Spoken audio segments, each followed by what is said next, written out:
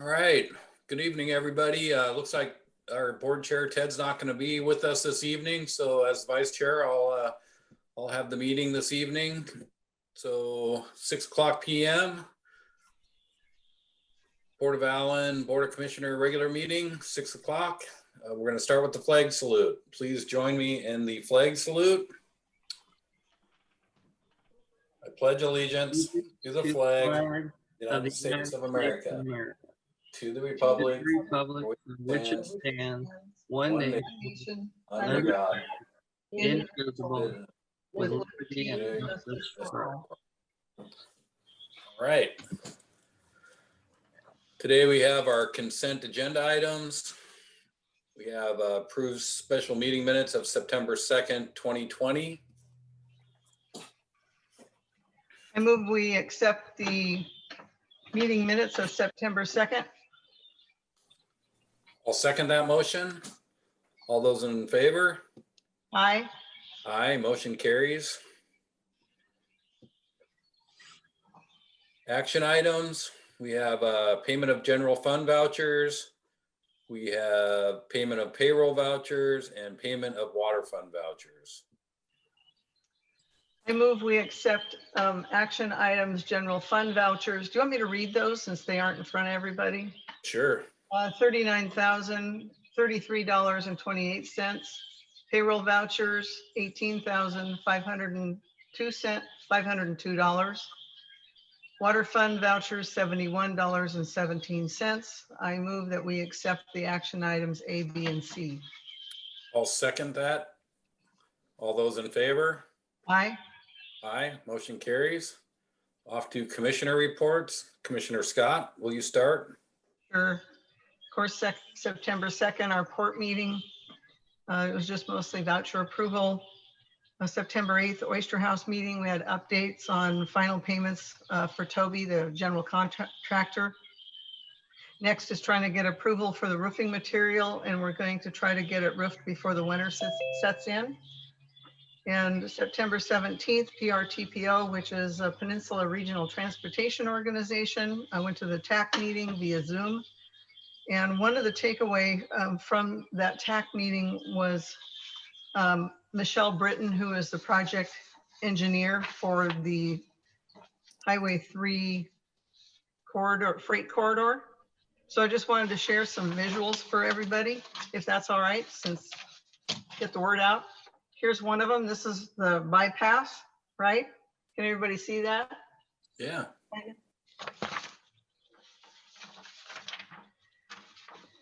This is the north end, Lake Flora. I don't know if you can see that. That's the proposed. Where does the roundabout go? Yeah. And you know the cleared area to the north of Lake Flora? That's Right. what you're looking at. Okay. Oh, Is that's that where it. the roundabout will go? Yeah. Okay. And then the south end by the high school, 2 roundabouts. Oh, And that's kind of where they're at right now. Can you email those to me and I will email them to everybody that's at the meeting? Sure. That'd be good. Yeah, I actually took them out of the report. Their whole packet was like 24 pages. So I just took these ones out of it. is that on the DOT website, that new information? You know, I'm pretty sure that it would be. Yeah. I don't know where, because I didn't save that information. But Michelle Britton, and she's pretty easy to get a hold of. They have a project link, I know that. Yeah, so it would probably be there. I just want to let everybody know, you know, what kind of the general plan is. And my concerns is having them big enough for all the big rigs. And she said, yeah, they have made engineered for 100-foot trailers. So Wow. that's good. And then the next one, oh, North Mason Community Voice, we tried our first Zoom meeting and that didn't work. So November, Department of Licensing, Carla Weaver, last Monday in November. There we go. Yeah, I didn't have as exciting a month. I went to the I didn't even go to the special meeting. I was still on vacation and managed to sign in from the lakefront and approve Yeah, the nice. vouchers and do all that. And then I did make it to the Zoom Economic Development Council meeting, and they continue to do wonderful things during the pandemic and work for our small business and all business.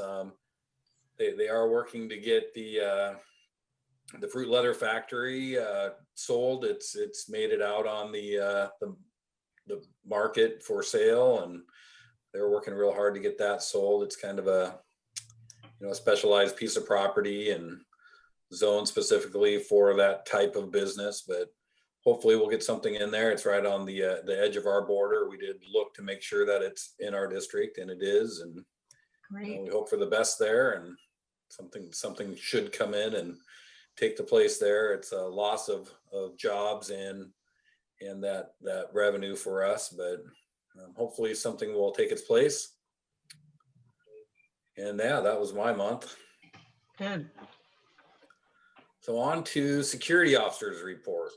Okay, I have two of those from Travis since he's not here. Would you like me to read them or not? Sure, go ahead. Okay, hold on. I gotta get to them. Hold on.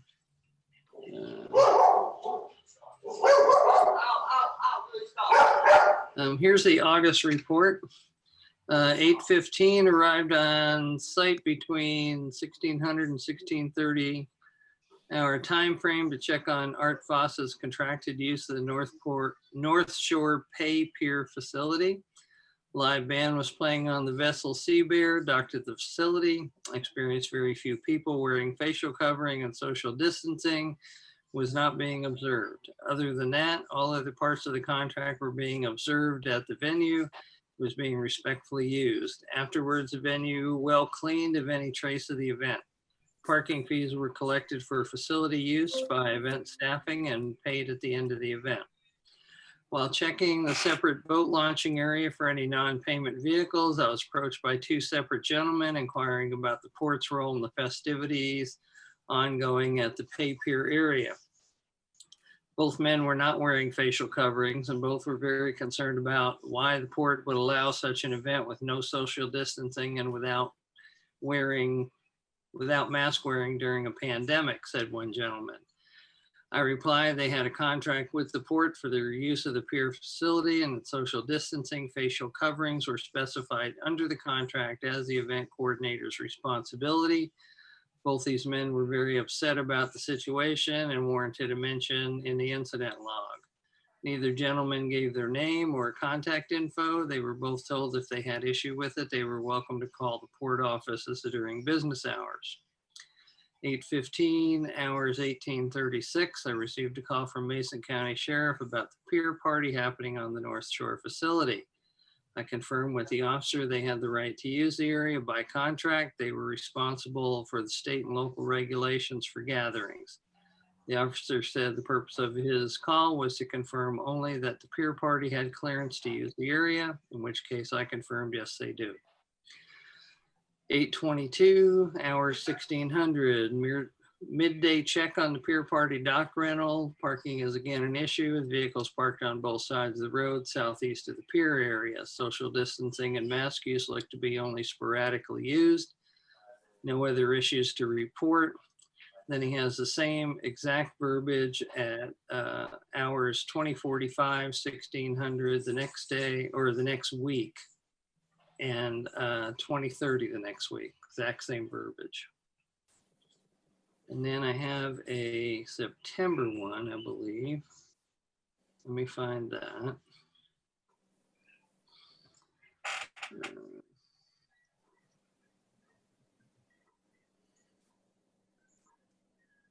Here we go.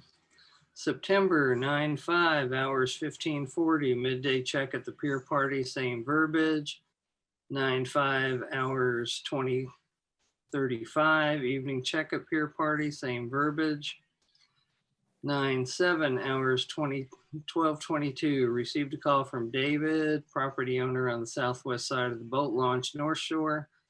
that a vehicle that was anchored out front of Pay Pier area had washed up on north side of the boat launch. On arrival at approximately 2 p.m., this was in fact the case. Informed the executive director of the situation and no contact information for the ownership on file. Also contacted Art Fawcett, owner of the Sea Bear, to remind him of the rough weather conditions. He then let me know he was going to be using his boat with the tide change to bring the beach vessel back out to sea. Pictures taken on site of the beach vessel, an approximately 36-foot sailboat named Dulcinea out of Sperry, Texas. 9:25. Long trip. Pardon? That's a long trip. Yeah, really. 9:25, hour 17:48, received a call from the executive director. He had received a report of some young people inside the oyster house.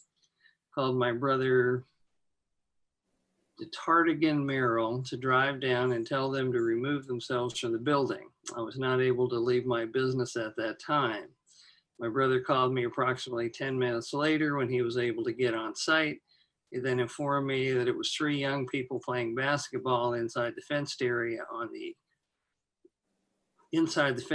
Upon this knowledge, he kindly asked them to remove themselves from the area. They promptly jumped the fence in the opposite direction and vacated the premises. I also had a call from Cat Ross about the same thing, and I called Travis. And that's his reports. All right, let's move on to the executive director's report. All right, budget and financial issues. We've developed the 2021 budget completely using bias, now known as Springbrook Express, for the first time, and exported it into Excel to make it easy for you all to read. We've gone through this line by line, and I've fixed let me start over. We've gone through this line by line and fixed a multitude of things that were put in wrong during the original setup, which I attribute to the unqualified and difficult to understand instructor Leanne had when we first adopted bias. That is also why there are some line items with 0 in the 2020 line item and year-to-date numbers.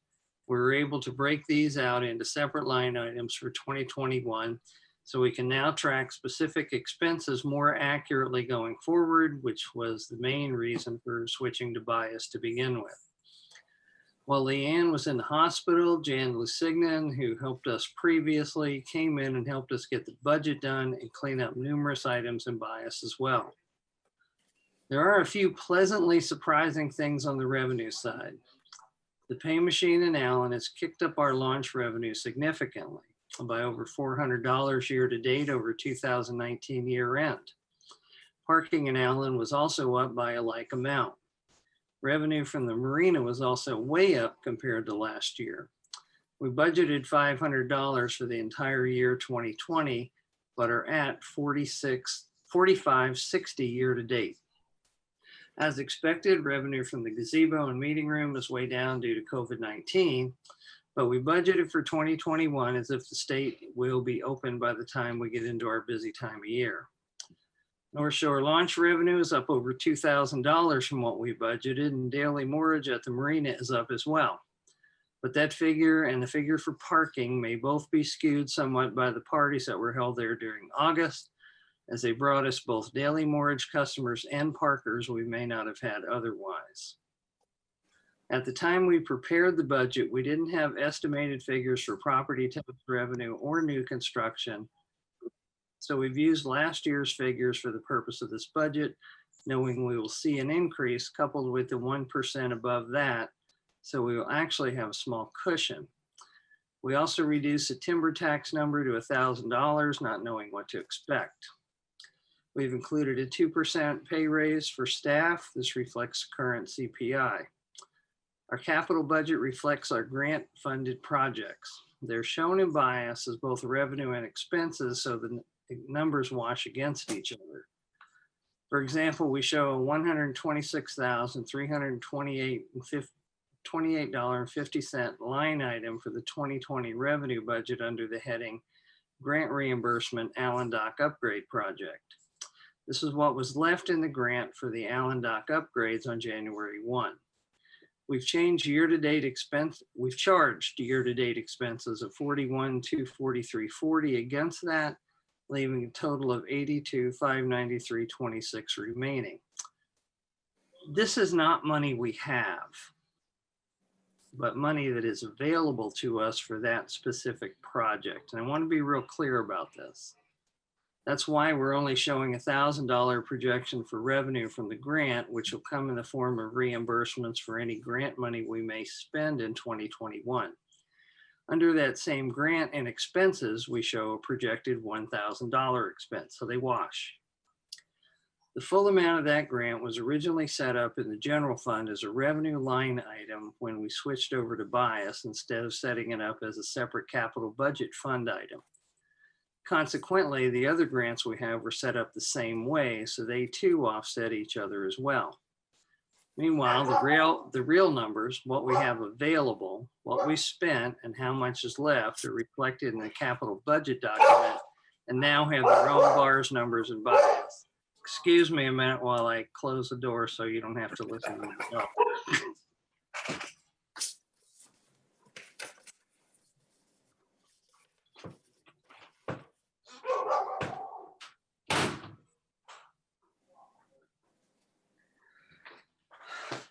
I apologize.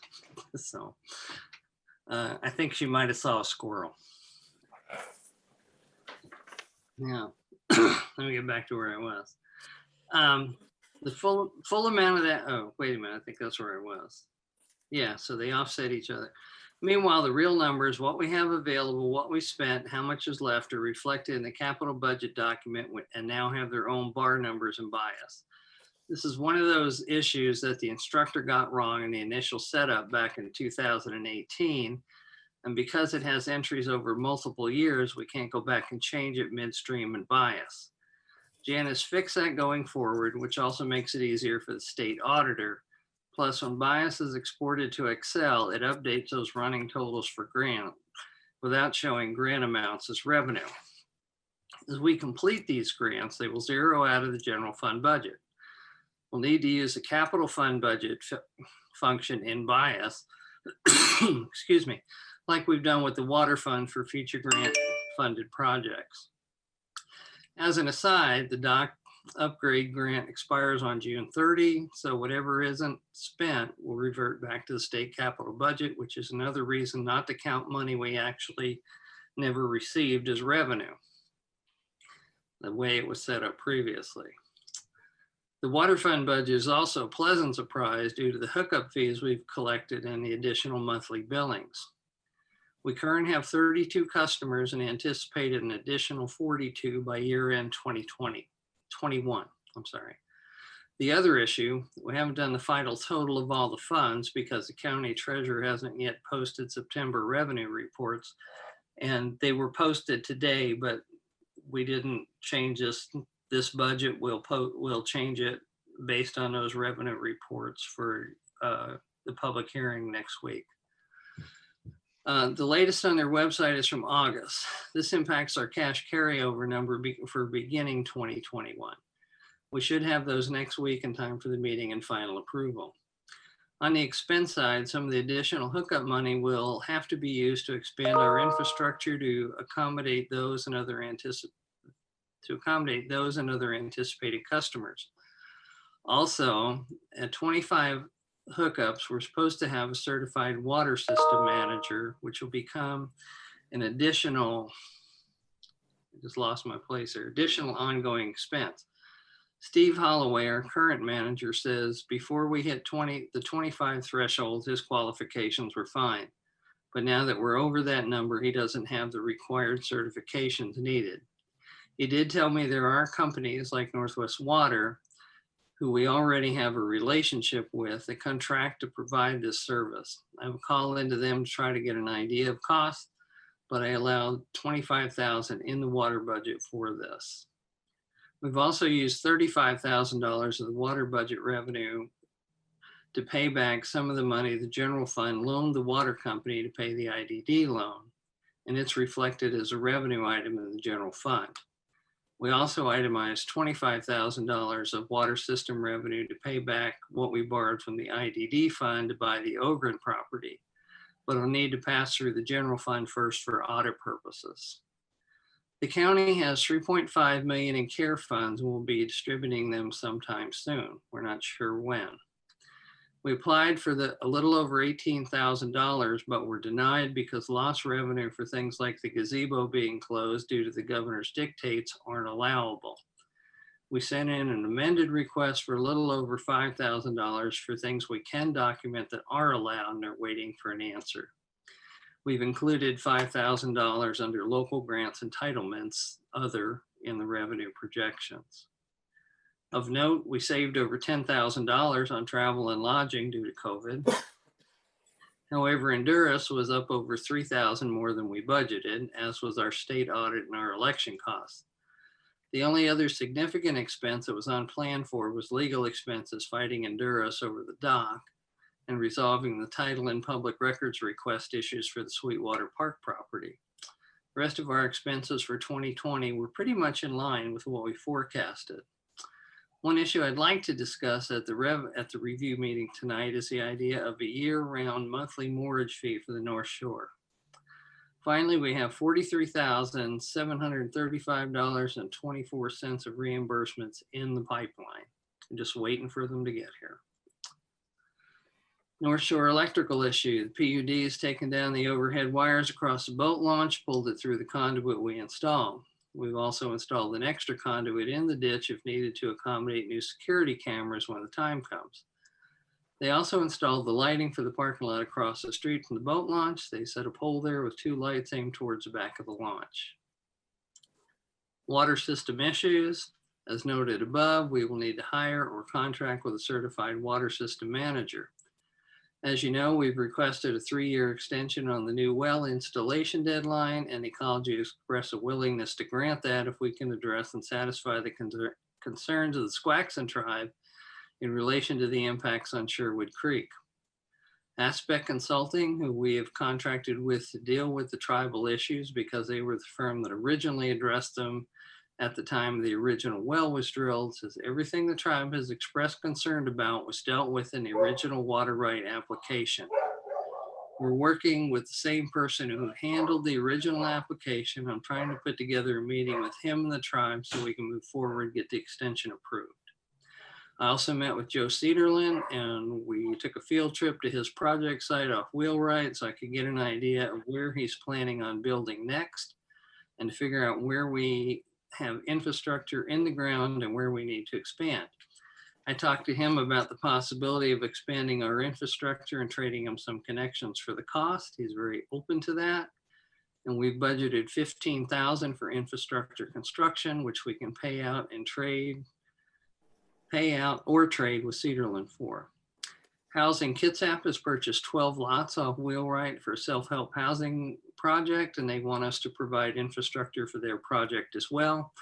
I've connected them with Cederlin, so hopefully we can get all the structure we need in place by the time both are ready to build.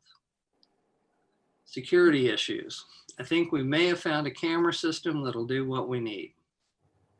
However, there isn't one single system that we can tie together via Bluetooth in all 3 locations. So we'll need 3 of these. It's a Lorax 4K Ultra HD 8-channel DVR security system with 6 4K active deterrence cameras with color night vision, smart motion detection, and smart home voice control. They feature true 4K Ultra HD resolution, smart person and vehicle motion detection, long-range night vision up to 135 feet, and ambient lighting with 90 feet total darkness. And the images are stored locally on a 2 terabyte hard drive system for retrieval. And it's my understanding the systems can be monitored remotely. Also, there's no monthly monitoring fees. These are hardwired systems, so we wouldn't be looking at Bluetooth connectivity issues, especially out at North Shore, but we will need to run the wiring. We have conduit at the North Shore launch in the ground already, and we will have one here at the staging area. We can use 6 cameras here with 2 on the dock, 2 on the light poles in the staging area, looking at the staging area, and 1 at the launch with the other, and 1 at the pay machine, and perhaps another at the gazebo or the office. At the North Shore, we can use 2 at the marina and 1 across the street in the parking lot, which may mean we can use a 4-camera system instead of a 6-unit system, which will cost less. At the boat launch, we would use 1 at the pay machine, 1 each on the light pole at the ramp, looking in both directions to cover the parking lot since they have a 105-degree area, and another on the parking lot across the street. Cost is $400 each plus installation costs. This isn't in the budget we just sent you, but could be added. I think the total cost wouldn't exceed $5,000 with us doing some of the installation work. We can also look for grants, and I may be able to add this to the scope of work for the marina before it's over, so that part would be paid for. WPPA meeting schedules. WPPA is at the Small Ports meeting for Thursday, October 22nd at 7 a.m. and Friday, October 23rd from 7 a.m. to noon. These are all virtual meetings. The annual meeting is set for Wednesday, December 2nd, starting at 8 a.m. and running until Friday, December 4th at noon. This was changed this morning from an in-person meeting to a virtual meeting, waiting on registration and agenda items from WPPA. Since these are both Zoom meetings, we could watch them downstairs on the big screen and still be able to social distance. We could also have breakfast and lunch brought in if you wanted to do that. I've registered all of us for Small Ports and need to know your availability for the annual meeting. Port Day in Olympia is set for Tuesday, February 2nd at the Capitol. Renting out our small office, nothing new to report on this. Totem pole, nothing new to report. Old business, we have both the Oyster House. We have both the geotech report and survey complete, received the draft engineering drawings on Friday. So we should be able to apply for the Army Corps permit and go out to bid for construction of the platform pretty quickly. Sweetwater Park. Myself and Mindy Harlow walked the property with County Commissioner Sharon Trask last month. She was impressed and asked a lot of questions, and she said she would support the project. Mindy and I also did the grant presentation to RCO on the 24th and found out Thursday it's been approved for $486,436. However, it was number 60 out of 80 projects listed, so whether or not it gets funded will depend on what level the legislature funds RCO's projects. For Sweetwater Park to get funded, they would need to fund RCO at about $32 million. However, in the last round, they funded all of the approved projects, but with the state's financial picture up in the air, it's going to probably be April before we know anything or get a final answer. At any rate, this is the first time we've made the cut, so that's good news. Staging area development, we're almost finished with this project. The demolition of the house is complete, the utilities capped, the site is leveled, pit run and rock have been put down. PUD is supposed to set the light pole shortly, and we will run a water line and conduit for security cameras to what will become the median. After that, all we need is signage, which has been ordered, and another layer of rock for the staging areas. There's no real rush on this as we're not busy at the ramp at all right now, and it won't be until spring. Boating season opens first Saturday in May, so as long as we're ready by then, we'll be good. I've turned in all the invoices I have for reimbursement for this project. However, Prism was locked again. I couldn't get in until Friday, but they've been accepted, and as soon as they're approved, we'll see the money. All ports meeting as of now, the governor's latest dictate, things are up in the air and nothing's been scheduled. Transient mortgage expansion project. This project is complete except for the potential of expanding fire flow capacity, which we're not going to move forward on at this time. However, the grant closes, as I said, on June 30th, but I'm going to keep it open until a final decision is made on how we're going to proceed on that, if at all, and see if I can get those cameras covered in it. Criminalization of the marina rules. Once cameras are in place, we can move forward. Till then, we're running conduit where we think it might be needed. That's my report. Larry, I would just like to mention that any of that leftover money that we have that could be spent on security or cameras, I'm all for that. Yeah, I'm gonna have to do a scope of project addition and get it approved, but they approved it before for the electrical issue we had. And I don't think it's gonna be a real big deal because we're so far under budget. Then I just had a question. Judy, you talked about the Sergeant Oyster House that we closed out the, so Toby's done there? With just the stabilization. Okay, and that was $100,000 worth of work he did? Pardon? Was that $100,000 worth of work that he did? Was that amount? I think it was less. I think he was paid okay. less than that. Okay. Yeah. So- I have to ask Bonnie for the final numbers. Okay. But I have to say, he actually did a lot more work than kind of what was budgeted. So he did a great job. So I know that grant was 130 something, and then our grant for the stabilization and the removal of the old launch was more than that. Yes. Yeah. Okay. Well, I'll find out from Bonnie what Okay. the bottom line of the numbers were. I know that he did go over on some. He had to charge more for a few things. As you know, it was in pretty bad shape. So he had to get extra material and do extra work that he wasn't planning on, but it looks good. Yeah, I think so. So we're working on trying to get the roofing for it. We've been in contact with Nicholas Van, from Department of Washington State Archaeological Preservation. Mhm. And so we're trying to get that nailed down, what he will accept. Great. Question about the cameras. Is the kayak park would that be worth putting a camera there, or is it even something to bother with? I don't think so. I mean, there's Okay. almost nothing that goes on there, and we put a steel door into the building that's there. So, and we've not had any problem with anything there since we've done that. We've turned off the electricity. We've turned off the water for the winter. So I think we're probably okay. Okay. I mean, and if we did want to do it, we could do it with another camera system, but it's just the cost of the system isn't really the big cost. What the big cost is installation. We can do some of the work ourselves, pull the wire for the cameras, mount the cameras, that sort of stuff. But the final hookups and the electrical work that is needed, because the terabyte recorder and everything else all has to be hooked up electrically.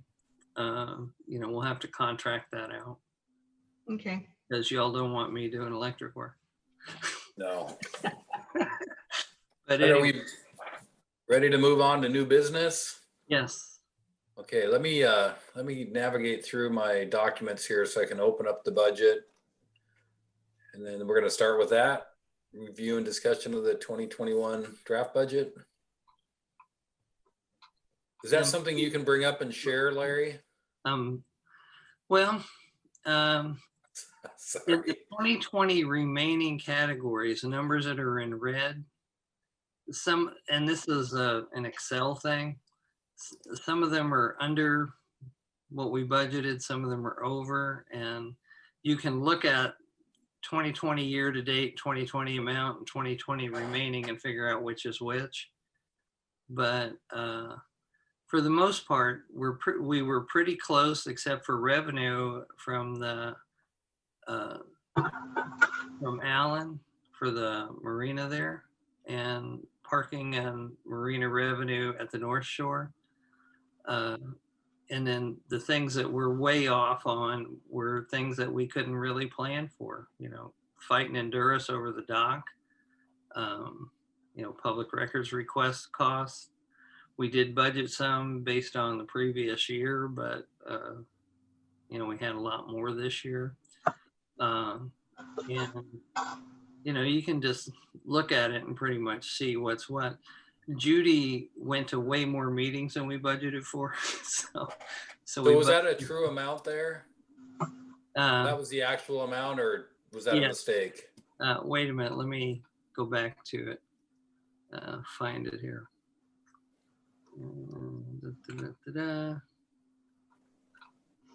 Yeah, the two big ones are the Oyster House and the PRTPO. Yeah, And especially at PRTPO, there was a lot because they were revamping the whole system. yeah, let me find it here. Commissioner District 1, payroll.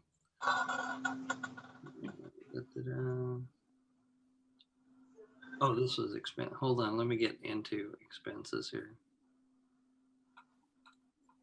I'm having to scroll back and forth and it keeps doing the pages differently.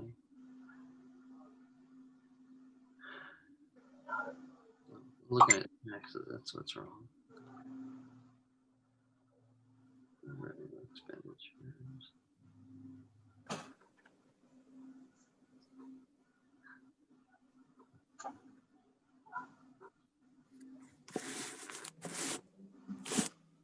Well, at any rate, we budgeted about twice what we budgeted for Judy. Everybody else was in line. But, you know, all the meetings Judy went to threw that number off. So I'm trying to get back to where I was here and I can't seem to get back there. Here it is. Okay. Commissioner District 1, we budgeted 5,000 because that was about right from last year. But this year, year to date, it's 10,112. So that throws us off 5,112. So we budgeted 10,000 for Judy next year. And the same as we budgeted for both of you this year. Probably won't be that much next year. Well, if you go to the same amount of meetings. Well, like I said, PRTPO, they were having like monthly meetings. I mean, like twice a month at the beginning of this year, because they were redoing everything for PRTPO. They were, remember, WashDOT was running it, and then they made all the changes. So that budget number would be high for this year? Yeah. Okay. Very. Yeah. Well, tell me what it should be and I'll put that Well, in. I think for next year, 5,000 would be more than enough. I mean, Okay. and hopefully the Oyster House will be done, or at least as far as, you know, that I can do. Okay. All right. Well, So Larry, we have to have a public hearing at our next meeting yes. on the budget. We'll the commission can look over the budget, contact you with any concerns, have the public hearing, and then we'll approve it at that meeting, or will we approve it in November? No, we'll approve it at that meeting. At the second meeting this month. Yes, next Monday. So was this budget put out already? Was this budget put out to everybody? I have gotten an updated number from Bias during this meeting.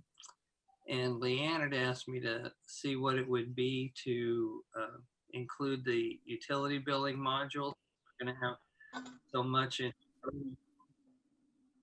And I got that number, but if we change Judy's number back, we're fine.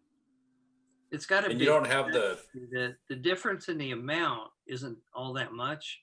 The setup fee is a little bit much, but I think it might be negotiable. You don't have the final financials from the county yet, do you? No, I do not. Yeah. I got the amount of the assessed value of the district, but I don't have what we will get. And at 4 the new assessed. At 4 o'clock, I got the multiplier for it. I just didn't have time to get it in here, but it'll be in there Monday. And we still have gotten 0 in timber tax. And that was about it. That's why I only put $1,000 in there. So our expectation is we'll get 0 next year. Or up to 1,000. I mean, I'll put 0 in there if that's what you want, you know, and it. No, we're still trying to figure out why we went to 0 this year. 70,000 to nothing, I know. Yeah. But I'll just go ahead and change that back to 0 and call it good. That'll be unanticipated at that point. Yeah, we have some some flexibility here to play with some of this stuff. Like I said, we're going to have more from the county than what's in here because the amount of the assessed value has increased somewhat and new construction has increased. And I don't think the county has really determined how much it'll be, but we've got some projects coming online that will add to that.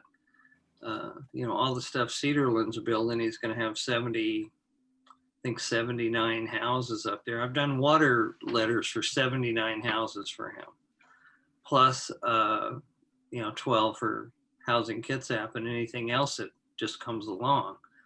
And so our numbers, it's the same way I always budget. Our numbers are real conservative for revenue and they're overestimated for expenses. So, I always budget revenue low, expenses high.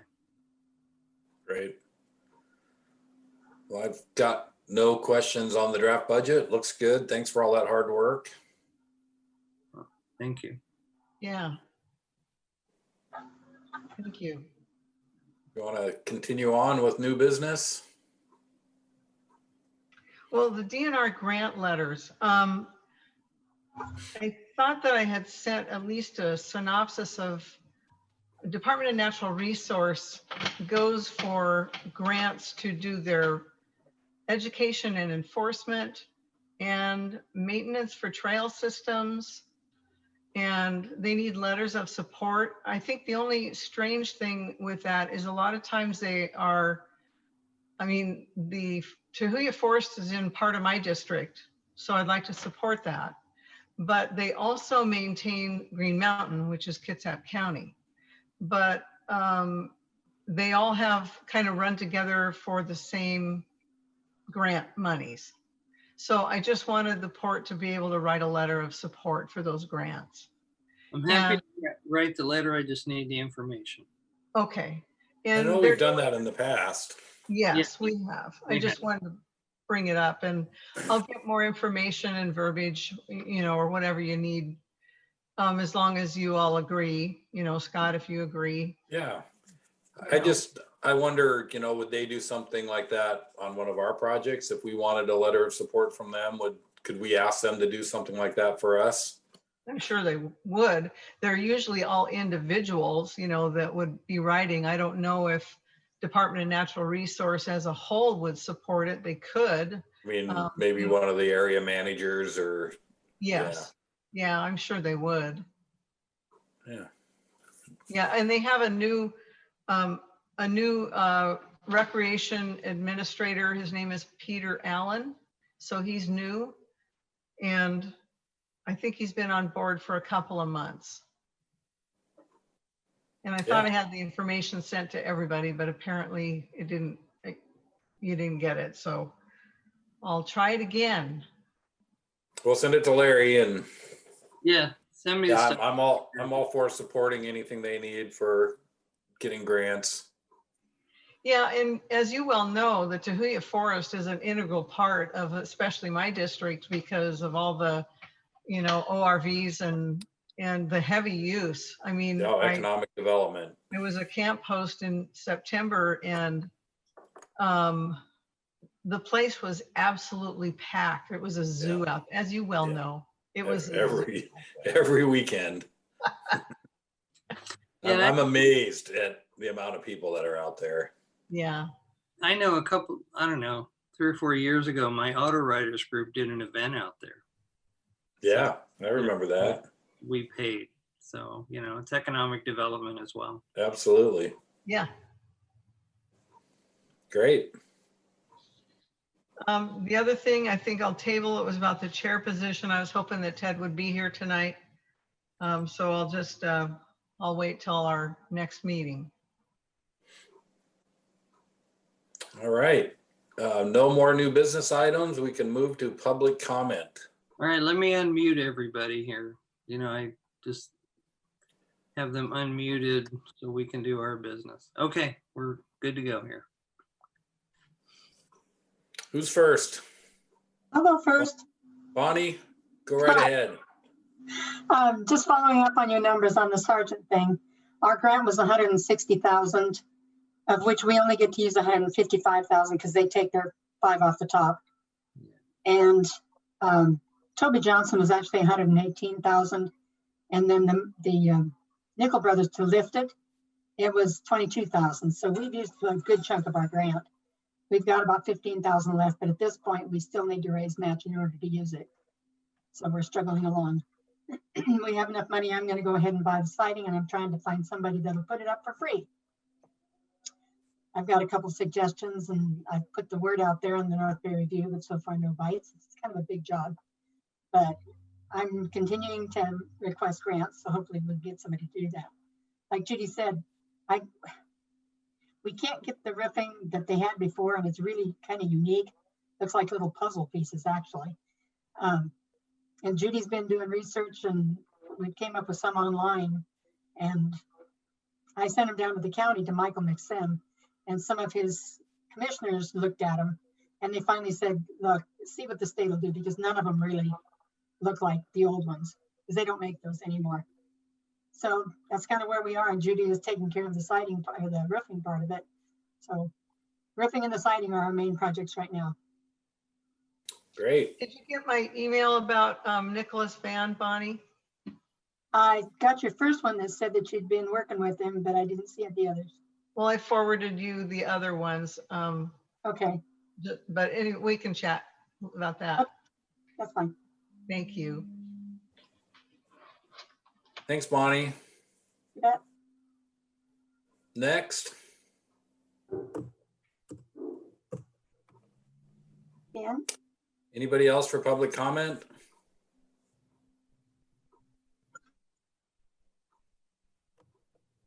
I have a comment. Go right ahead. About the website up and running for the Allyn History Project, for the Sergeant, overall Allyn History with the Sergeant Project. It's at allynhistory.com if anybody wants to look at it.